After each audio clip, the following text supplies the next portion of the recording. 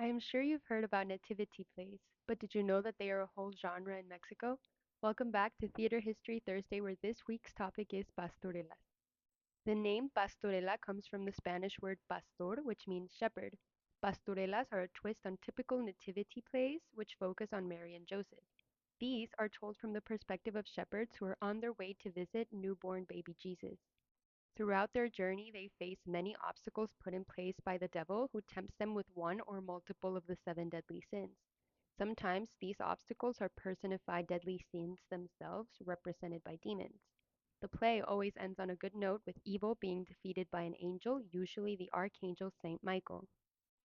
The pastorelas originated in the 16th century in Italy, but were popularized and adopted by the friars in Mexico during the beginning of the colonization period.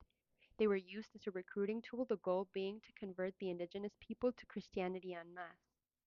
This tactic appealed to the Aztecs' particular interest in the arts, as they had many professional singers, actors, dancers, poets, and orators.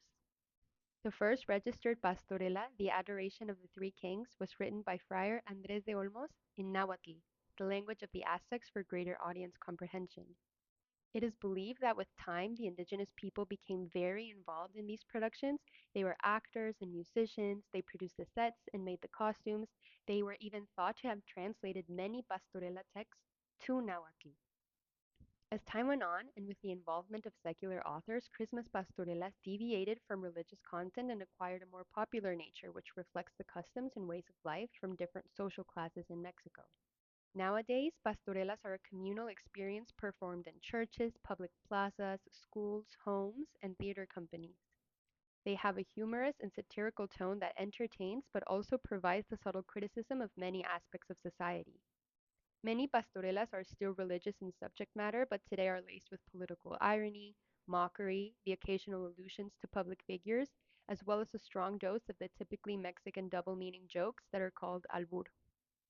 They also involve music and dance, incorporating Mexican Christmas carols and traditional dances for a more festive experience.